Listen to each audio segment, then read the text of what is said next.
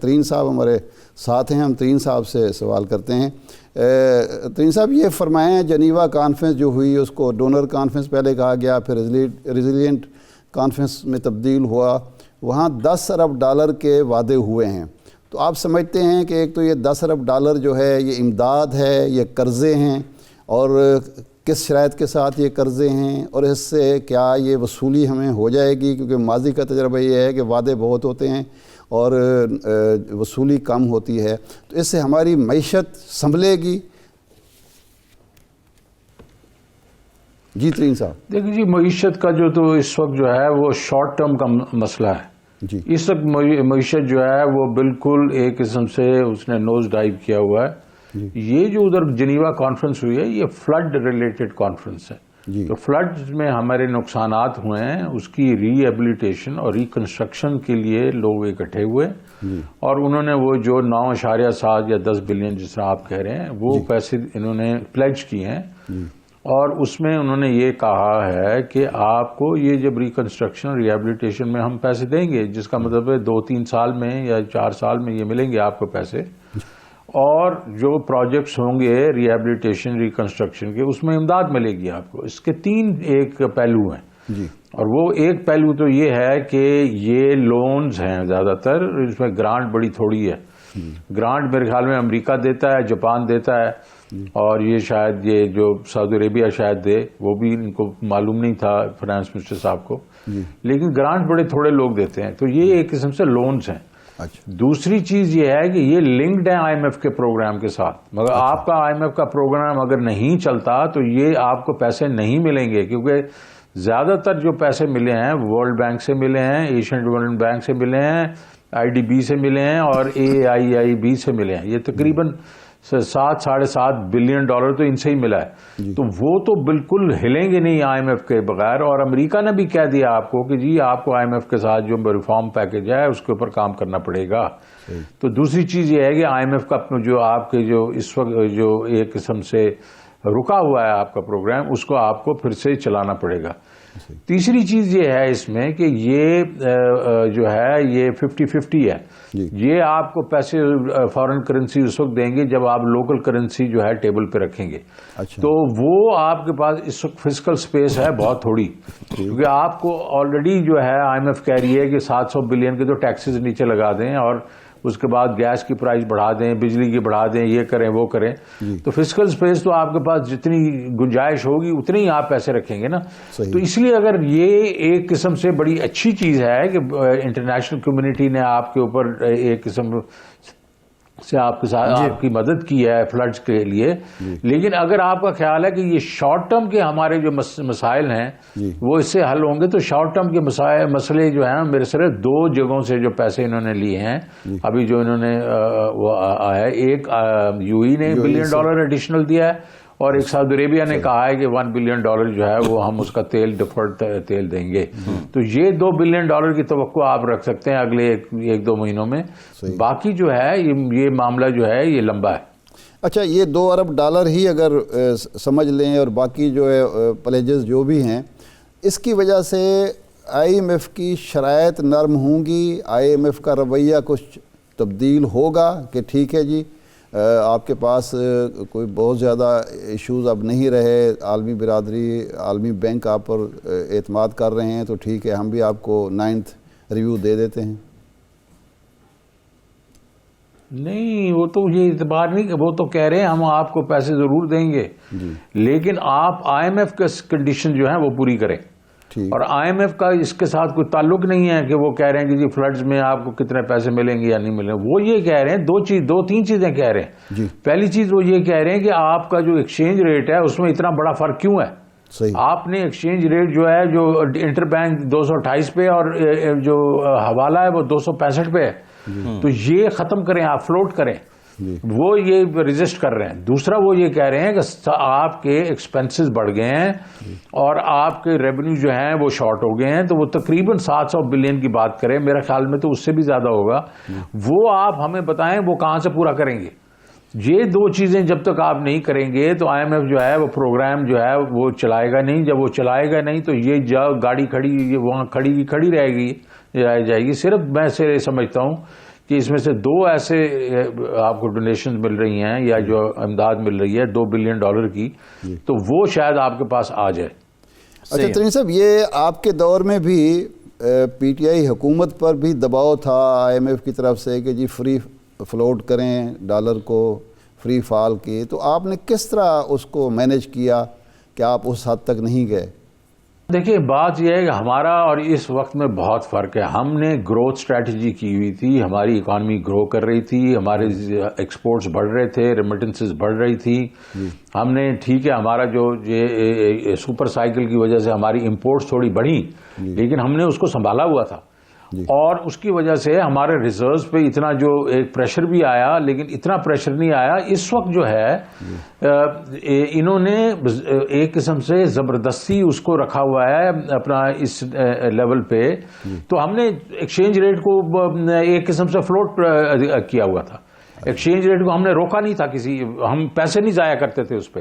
ہم state bank بھی جو ہے پیسے نہیں ڈالتا تھا مارکیٹ کے بیچ میں، اگر اکا دکا 20 30 40 ملین ڈالر اگر انہوں نے ڈال دیا وہ اور بات تھی، ہم نہیں اس کو کنٹرول کرتے تھے۔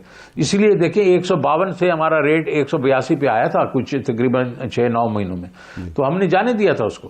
لیکن انہوں نے یہ کیا کہ ابھی ایلسیاں روک دی ہیں، لوگوں کے ریمیٹنسز روک دی ہیں، جو پروفٹس ہیں وہ روک دی ہیں، ایئر لائن کے جو ان کی ٹکٹیں ہیں ان کے پیسے نہیں دے رہے، سی فریٹ والوں کے پیسے نہیں دے رہے۔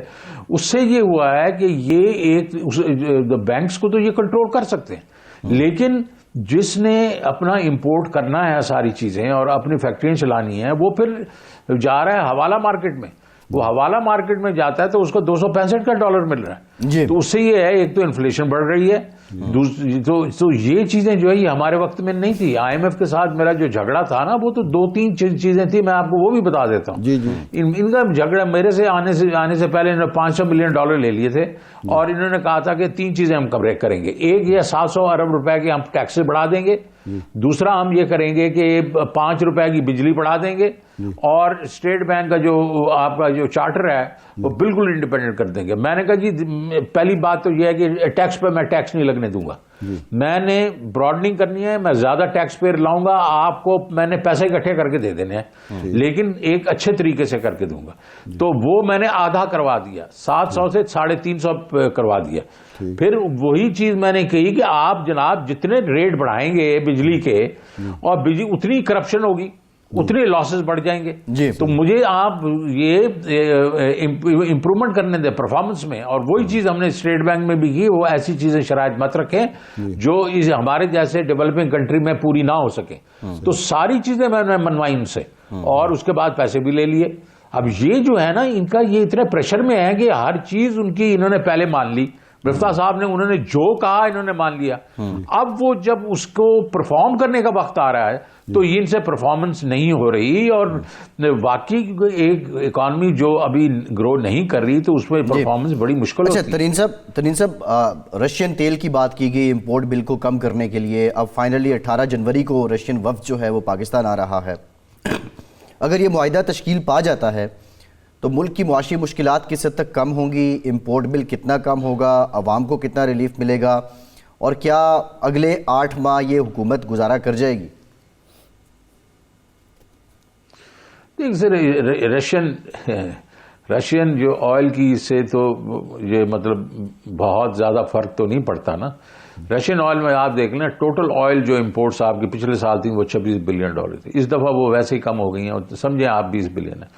20 بلین کا آپ سمجھیں 1/3 جو ہے اگر رشین آئل آتا ہے، جس کا مطلب ہے $6-8 بلین جو ہے، اس کا 30% لے لیں تو مہینے کے $200-250 ملین کا فرق پڑے گا۔ یہ نہیں ہے کہ یہ کوئی کم فرق ہے، لیکن اتنا فرق پڑے گا۔ لیکن یہ تو ان کو مارچ میں ہم نے جب خط لکھا تھا تو اپریل میں شروع کر دینا چاہیے تھا، اور ابھی تک جو ہے یہ اپنا والیوم بھی بڑھا لیتے اور اس میں لوگوں کو ریلیف بھی دے دیتے۔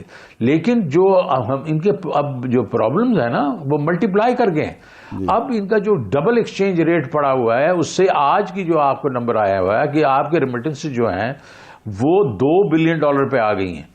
اس کا مطلب جب پیک پہ ہم نے چھوڑا تھا تقریباً $3 بلین کی پر منتھ ریمیٹنسز تھیں، وہ $1 بلین سے پر منتھ کم ہو گئی ہیں۔ ایکسپورٹس جو ہیں وہ 3.1 بلین چھوڑا تھا، وہ 2.4 پہ آ گئی ہیں۔ تو یہ between the two of them $1.7 billion کا جو گیپ ہے اب وہ آگے یہ پیسے کور کرنے کی کوشش کر رہے ہیں اور پیچھے یہ گیپ بڑھتا جا رہا ہے. اور اس کی وجہ کیا ہے؟ اس کی وجہ یہ ہے کہ آپ نے اس مطلب اکانومی کو سٹینڈ سٹل پہ کر دیا. ہمارا موقف تھا کہ اکانومی چلتی رہنی چاہیے, باقی پرابلمز کو ہم سالو کر لیں گے. اگر آپ نے اکانومی کو ہی کھڑا کر دیا تو اس کے بعد اب جس طرح آپ ایک گھر میں اگر گھر کے بیچ میں آپ انکم بالکل سٹینڈ سٹل پہ لے کے آ جاتے ہیں اور اس کے بعد جو گیپ آتا ہے اس کو قرضوں سے پورا کرنا شروع کر دیتے ہیں تو ایک وقت آئے گا کہ آپ بالکل بینکرپٹ ہو جائیں گے. تو وہی ہو رہا ہے ہمارے ساتھ ابھی.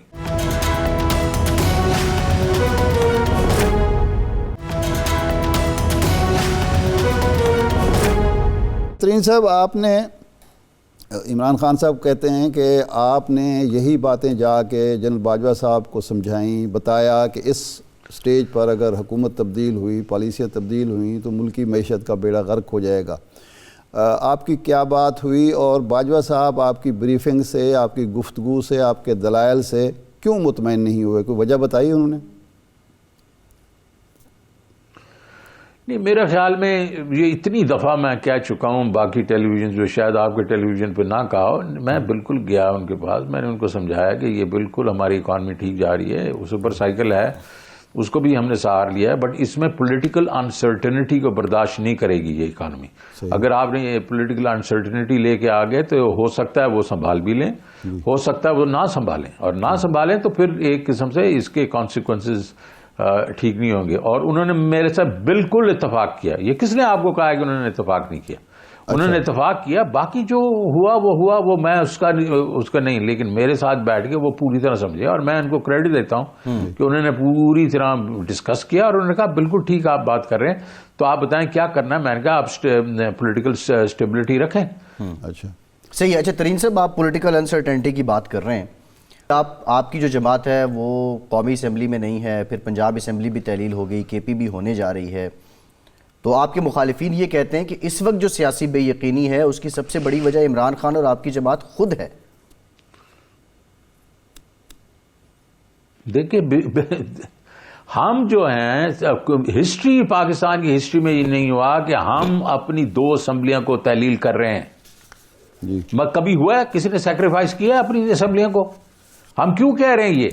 بیکاز 9 مہینوں میں تو انہوں نے کوئی وہ اکنامک بریلینس نہیں دکھائی, اور اس کی وجہ ایک یہ ہے کہ مارکیٹ جو ہے وہ پولیٹیکل انسرٹنٹی کی وجہ سے پاکستان سے انویسٹ نہیں کری بلکہ پیسے نکال رہی ہے یہاں سے. تو وہ ہم تو یہ چاہ رہے ہیں کہ یار الیکشن جلدی ہوں تاکہ ایک پولیٹیکل سرٹنٹی آئے. کوئی ہے مائی کا لال جو 2 اسمبلیاں کو تحلیل کر دے؟ تو یہ کیا بات کر رہے ہیں؟ یہ آپ مجھے بتائیں نا کہ جب سے یہ آئے ہیں اس وقت سے اکانومی کا حال کیا ہوا ہے. تو یہ ہم کہہ رہے تھے کہ پولیٹیکل انسرٹنٹی میں رہتے ہوئے آپ کی یہ اکنامک سرٹنٹی نہیں آ سکتی. اور اگر انہوں نے ہمیں جس طریقے سے نکالا ہے, یہ چاہیں کہ ہم وہ پروٹیسٹ بھی نہ کریں, تو یہ تو بہت بڑی بات کر رہے ہیں. ہم تو 4 سال یا 40 مہینے جب رہے تھے, ہر دوسرے مہینے ان کے پروٹیسٹ ہوتے تھے یار, لانگ مارچز ہوتے تھے, ہم تو کچھ نہیں کہتے تھے. اس وقت تو پولیٹیکل انسرٹنٹی ہم نے نہیں آنے دی تھی. ترین صاحب, اس وقت جو اطلاعات ہیں وہ یہ ہے کہ تقریباً 15 پروڈکشن یونٹ بند ہو چکے ہیں اور مزید بھی اعلانات کر رہے ہیں. تو یہ حکومت کی 8 ماہ کی ساری ناقص کارکردگی کا نتیجہ ہے, یا پاکستان کی اوورآل معیشت پر عدم اعتماد ہے جو پروڈکشن یونٹ بند ہو رہے ہیں اور بعض ادارے جو ہیں وہ یہاں اپنا کام ہی بند کر کے باہر جا رہے ہیں؟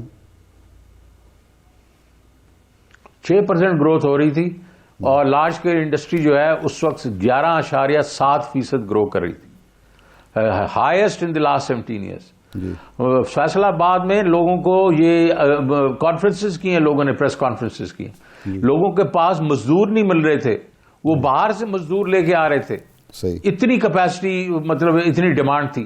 انہوں نے کہا تھا ہمیں 3 مہینے ہم آرڈر فل نہیں کر سکتے, کیونکہ اس وقت ہم نے ایک ایسا انوائرمنٹ کریٹ کیا ہوا تھا جو انویسٹمنٹ فرینڈلی انوائرمنٹ تھا. جب لارج اسکیل مینوفیکچرنگ 11.7 ہو, اوور آل جو ہے انڈسٹری جو ہے وہ 7.2% پہ گرو کر رہی تھی, which is again the highest in the last 17 years. تو یہ آپ کیا بات کر رہے ہیں کہ جی ہم لوگ ہمارے وقت، ابھی آپ نہ کریں 17 یا 15 وہ ہوئے ہیں. ٹیکسٹائل والے کہہ رہے ہیں کہ اس وقت 5 سے 7 ملین لوگ جو ہیں بے گھر ہو گئے ہیں، مطلب ان امپلائڈ ہو گئے ہیں. بے روزگار. Hundreds of factories are getting closed.